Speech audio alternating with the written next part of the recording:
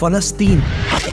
ये सिर्फ आज का मसला नहीं, बल्कि पिछले 3000 साल से इस सिटी को कब्जा करने की लड़ाई चल रही है। आज से 3300 साल पहले अल्लाह ने मूसा अलैहिस्सलाम को हुक्म दिया कि बनी इसराइल यहूदी को इजिप्ट में फिरौन की गुलामी से निकालकर आजाद कर दो। और फिर बहुत मुश्किल से फिरौन ने आखिर बनी इसराइल को आजाद कर दिया, जिसके बाद मूसा अलैहिस्सलाम बनी इसराइल को लेकर फलस्तीन के पास आए और कहा कि इस सिटी पर हमला करो।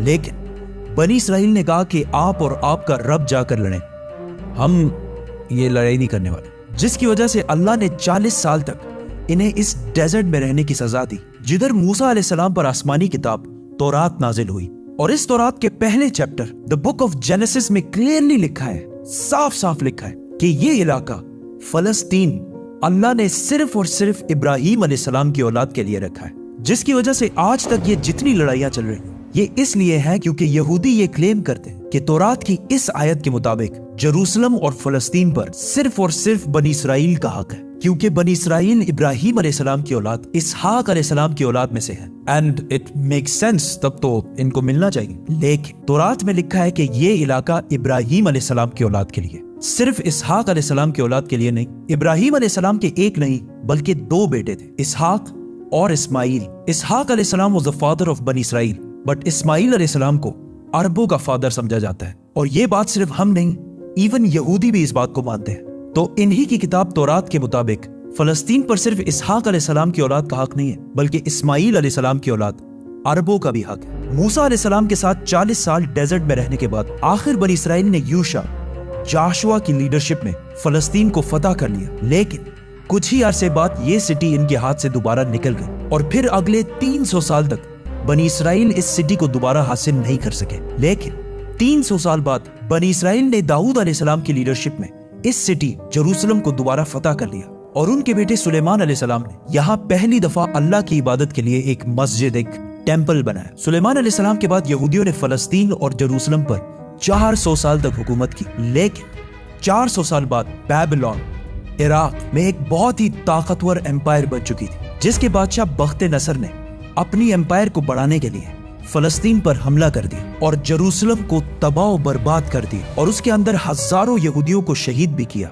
और उस टेंपल को भी तबाह कर दिया जो सुलेमान अलैहिस्सलाम ने बनाया था। और जितने यहूदी जिंदा बच गए थे उन सारों को गुलाम बनाकर अपने कैपिटल बैबिलोन इराक ले गया और 70 साल तक यहूदी इराकियों की गुलामी करते रहे। लेकिन 70 साल बाद इराक पर ईरान के एक बहुत ही नेक बादशाह साइरस द ग्रेट ने हमला कर दिया, जिसे हम जुल्करनैन के नाम से जानते हैं। साइरस द ग्रेट ने इराक की इस हुकूमत को फतह कर लिया और यहाँ जितने भी यहूदी थे उन सारों को वापस फलस्तीन भेजा और उन्हें फंड्स भी दिए कि वापस जाकर सुलेमान अलैहिस्सलाम के टेंपल को दोबारा बना, जो इससे पहले तबाह कर दिया गया था। जिसके बाद यहूदियों ने फिर फलस्तीन पर 400 साल तक हुकूमत की। लेकिन फिर इन पर एक ऐसी हुकूमत ने हमला किया जिसने सारे यहूदियों को यहाँ से 600 साल तक बाहर निकाल दिया, द ग्रेट रोमन एम्पायर। और बनी इसराइल पर इतना जुल्म किया जो इससे पहले किसी ने भी नहीं किया था। यहूदियों ने रोमन एम्पायर से लड़ने की भी कोशिश की, लेकिन रोमन एम्पायर ने हजारों यहूदियों को कत्ल किया और हालात इतने खराब हुए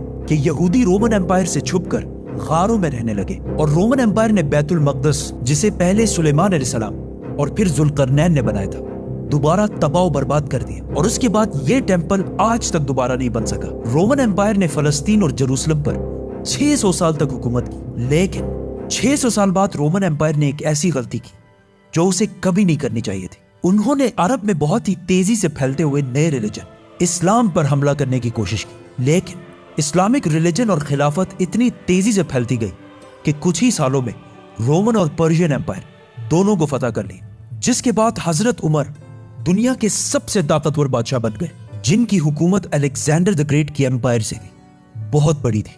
आखिर मुसलमान रोमन एम्पायर को फतह करते करते जेरूसलम के दरवाजे तक पहुंचे। रसूलुल्लाह सल्लल्लाहु अलैहि वसल्लम ने पहले ही कह दिया था कि मुसलमान एक दिन जेरूसलम जरूर फतह करेंगे। अब मुसलमानों के पास 2 ऑप्शन थे, या तो जेरूसलम को उसी तरह तबाह किया जाए जो इससे पहले बाकी बादशाहों ने किया था, और या इसका सीज मुहासरा कर लें। आखिर 6 महीने बाद जेरूसलम के गवर्नर सफ्रोनियस ने कहा कि मैं यरूशलेम सिर्फ एक ही शर्त में मुसलमानों के हवाले करूंगा कि मुसलमानों के बादशाह उमर खुद आकर मुझसे मिले। तो खालिद बिन वलीद रज़ी अल्लाह ताला अन्हु ने सोचा कि अब मुसलमानों के अमीरुल मोमिनीन को क्यों डिस्टर्ब किया जाए, तो वो खुद उमर बनकर सफ्रोनियस से मिलने गए, क्योंकि खालिद बिन वलीद रज़ी अल्लाह तआला अन्हु की अपीयरेंस बिल्कुल हजरत उमर से मिलती जुलती थी और दोनों की हाइट भी बिल्कुल सेम थी, ऑलमोस्ट 7 फुट। लेकिन वहाँ एक शख्स हजरत उमर से पहले ही मिल चुका था, तो उन्होंने कहा कि ये हजरत उमर नहीं हो सकते। तो मजबूरन खालिद बिन वलीद रज़ी अल्लाह तआला अन्हु को हजरत उमर, उस वक्त दुनिया के सबसे ताकतवर बादशाह, को जेरूसलम बुलाना पड़ा। सफ्रोनियस फुल लग्जरी गोल्ड और सिल्वर पहनकर बिल्कुल तैयार हो गया, क्योंकि इतने बड़े बादशाह उनसे मिलने आ रहे थे। लेकिन सफ्रोनियस और पूरा जेरूसलम ये देखकर हैरान हो गया कि बादशाह का गुलाम ऊंट पर बैठा हुआ है और बादशाह खुद बिल्कुल आम कपड़ों में पैदल चलकर आ रहा है। ये मंजर जेरूसलम वालों के लिए बहुत शॉकिंग था, क्योंकि इससे पहले जब भी किसी बादशाह ने जेरूसलम पर फतह हासिल की है, उसने इस सिटी को तबाह और बर्बाद कर दिया था और यहाँ की गलियों को खून से भर दिया था। लेकिन अब ये एक बादशाह आया है जो उन सारों से ज्यादा ताकतवर है, लेकिन बगैर किसी फौज के और बिल्कुल आम कपड़ों में। ऐसा इससे पहले कभी भी नहीं हुआ था। हजरत उमर ने सारे रिलीजन्स को आजादी दी और बगैर कोई खून बहाए सफ्रोनियस ने जेरूसलम को हजरत उमर के हवाले किया। लेकिन उन्होंने एक शर्त यह भी रखी कि मुसलमान यहूदियों को जेरूसलम आने की इजाजत नहीं देंगे। लेकिन हजरत उमर ने उसकी ये शर्त नहीं मानी और यहूदियों को भी बैतुल मुक़द्दस आने की इजाजत दी। और इस तरह पहली दफा जेरूसलम इब्राहीम अलैहिस्सलाम के बेटे इस्माईल अलैहिस्सलाम के औलाद के पास आया। इसके बाद ऑलमोस्ट 350 साल तक मुसलमान, क्रिश्चियन और यहूदी जेरूसलम में बिल्कुल पीस और अमन के साथ रहने लगे। लेकिन फिर 350 साल बाद क्रिश्चियंस ने पूरे यूरोप से फौज जमा करके जेरूसलम पर दोबारा हमला कर दिया। उस वक्त मुसलमानों के आपस में बहुत लड़ाइयां चल रही थी, जिसका फायदा उठाकर क्रूसेडर्स ने आसानी से जेरूसलम को फतह कर लिया। और जेरूसलम फतह करने के बाद मुसलमानों और यहूदियों पर अनबिलीवेबल जुल्म किया और हजारों मुसलमानों और यहूदियों को शहीद कर दिया और मस्जिदों और सिनेगॉग्स को भी तबाह कर दिया। और हिस्ट्री में लिखा है कि क्रूसेडर्स ने जेरूसलम की गलियों को मुसलमानों के खून से भर दिया था और इवन मस्जिद अक्सा को भी मस्जिद से एक महल, पैलेस में बदल दिया था। यहूदियों के औरतों और बच्चों ने अपनी जान बचाकर अपने आप को सिनेगॉग्स में बंद कर लिया। लेकिन क्रूसेडर्स ने इन सारे बिल्डिंग्स को आग लगा दी और इनके बच्चों और औरतों को जिंदा जला दिया। और ये सब सिर्फ हम नहीं कहते, बल्कि ये ऑथेंटिक हिस्ट्री का हिस्सा है जिसे यूरोपियंस भी मानते हैं। इसके बाद इन क्रूसेडर्स ने जेरूसलम पर ऑलमोस्ट 90 ईयर्स तक हुकूमत की। लेकिन फिर 90 ईयर्स बाद मुसलमानों के एक बहुत बड़े बादशाह सुल्तान सलाहुद्दीन अयूबी ने पूरी मुस्लिम दुनिया से फौज जमा करके जेरूसलम को दोबारा क्रिश्चियन से छीनकर फतह कर लिया। और उस वक्त सारे क्रिश्चियंस का यह ख्याल था कि अब सलाहुद्दीन हमसे उसी तरह बदला लेगा जिस तरह हमने लाखों मुसलमानों को शहीद किया था। लेकिन सलाहुद्दीन अयूबी ने बिल्कुल हजरत उमर की तरह सारे क्रिश्चियंस को माफ कर दिया। इवन क्रिश्चियंस भी इस बात पर हैरान हुए और सलाहुद्दीन से पूछा कि जब हमने फतह किया तो हमने हर मुसलमान को कत्ल किया था। लेकिन सलाहुद्दीन अयूबी ने उन्हें कहा, I am not those men. I am Salahuddin. Salahuddin. Salahuddin Ayubi ने इन सारे रिलीजन्स को दोबारा आजादी दी और मस्जिद अक्सा, जिसे महल बना दिया गया था, उसे दोबारा मस्जिद बनाया और उधर पहली नमाज अदा की। जेरूसलम को जब भी किसी बादशाह ने फतह किया, हमेशा इधर बहुत खून बहाया है, सिवाय मुसलमानों के, जिन्होंने हमेशा बिल्कुल पीस और अमन के साथ इस सिटी को फतह किया। सलाहुद्दीन अयूबी के बाद एक बार फिर सारे एब्राहमिक रिलीजन्स जेरूसलम में बिल्कुल पीस और अमन के साथ 800 साल तक रहे। 800 साल।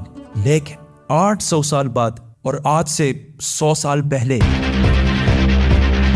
जब जेरूसलम पर ऑटोमन एम्पायर की हुकूमत थी, तो वर्ल्ड वॉर 1 के बाद अरबों ने ब्रिटिश के साथ मिलकर उस्मानिया खिलाफत को हमेशा के लिए खत्म कर दिया कि हम अरबों पर ये टर्किश लोग आके क्यों हुकूमत कर रहे हैं। तो इस नेशनलिज्म की वजह से फलस्तीन भी मुसलमानों के हाथ से निकल गया। लेकिन थोड़े ही अरसे पहले ब्रिटिश और यहूदियों की आपस में डील हो चुकी थी कि अगर ब्रिटिश को ये इलाके मिले तो वो इधर एक यहूदी स्टेट बनाएंगे। और ये मुआहिदा हुआ क्यों था? क्योंकि इससे पहले यहूदी यूरोप के हर field, business, science, medical, banking, हर चीज में बहुत स्ट्रांग हो चुके थे, जिसकी वजह से यहूदी यूरोप के सबसे ताकतवर और रिच कम्युनिटी बन गए। तो इनकी सपोर्ट हासिल करना ब्रिटिश के लिए सबसे जरूरी था। और पिछले 1800 साल से यहूदियों के पास अपना कोई भी मुल्क नहीं था।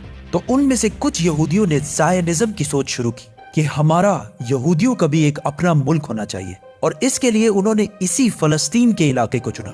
और ये मुल्क हासिल करने के लिए उन्होंने हर तरफ से कोशिश शुरू की। यहूदियों ने इवन उस्मानी खलीफा सुल्तान अब्दुल हमीद से भी डील करने की कोशिश की, लेकिन उन्होंने साफ इनकार कर दिया, जिसकी वजह से यहूदियों को समझ आ गई कि अगर अपना मुल्क बनाना है तो उस्मानिया सल्तनत को खत्म करना जरूरी है। और जैसे ही वर्ल्ड वॉर 1 के बाद ऑटोमन एम्पायर खत्म हुई और फलस्तीन ऑटोमन एम्पायर से ब्रिटिश की तरफ चला गया, तो यहूदी पूरी दुनिया से इसी सीक्रेट प्लान के तहत फलस्तीन शिफ्ट होना शुरू हुए और फलस्तीन के मुसलमानों से जमीनें डबल ट्रिपल प्राइस पे खरीदने लगे, क्योंकि पैसा तो उनके पास बहुत था। ब्रिटिश एम्पायर ने भी बेल्फोर डिक्लेरेशन में यहूदियों के एक अलग स्टेट होने को सपोर्ट किया, ताकि वर्ल्ड वॉर्स में यहूदियों का सपोर्ट और पैसे दोनों हासिल कर सके। और स्पेशली वर्ल्ड वॉर 2 के बाद यूरोप में हिटलर के यहूदियों पर जुल्म के बाद यहूदी और भी ज्यादा पूरी दुनिया से फलस्तीन में जमा होने लगे और फलस्तीन में आहिस्ता आहिस्ता लड़ाइयां बढ़ने लगी, जिसकी वजह से यूएन ने एक फैसला सुनाया कि फलस्तीन को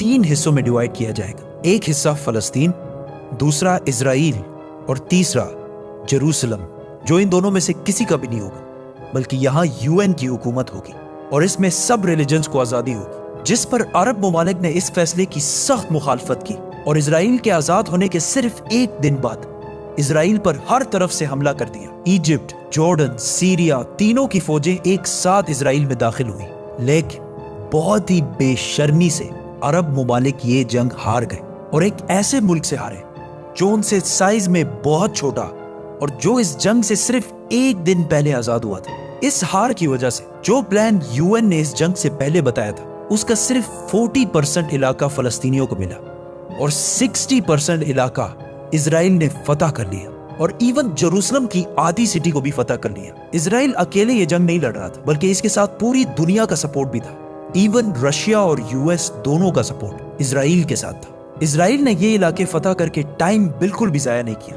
और 7 लाख अरबों को फलस्तीन से बाहर निकाल दिया। 7 लाख, जिसकी वजह से फलस्तीन में आहिस्ता आहिस्ता यहूदी ज्यादा और अरबी कम होने लगे। इस जीत के बाद इजराइल बहुत स्ट्रांग बन गया और पूरी दुनिया से और भी ज्यादा यहूदी इजराइल में जमा होने लगे। इसके बाद यहूदियों ने अपने आप को अरब के बिल्कुल सेंटर में एक बहुत ही मजबूत हुकूमत बना ली थी। लेकिन फिर भी ये 2 इलाके, वेस्ट बैंक और गाजा, इजराइल के कंट्रोल में नहीं थे। लेकिन आज से ऑलमोस्ट 60 साल पहले 1967 में कुछ मिसअंडरस्टैंडिंग्स की वजह से यहाँ जंग एक बार फिर शुरू हो गई और एक बार फिर इजिप्ट, जॉर्डन, सीरिया वर्सेस ये छोटा सा इजराइल। लेकिन सिर्फ 6 दिनों में इजराइल ने इन तीनों मुल्कों को हरा दिया और सिर्फ 6 दिनों में इजराइल ने अपना साइज 3 गुना बढ़ा लिया। अरब ममालिक दोबारा अपने से एक बहुत ही छोटे मुल्क से बहुत ही बुरी तरह हार गए। ये ऐसा है कि आज खबीब हिजबुल्लाह से हार जाए और वो भी 2 मरतबा।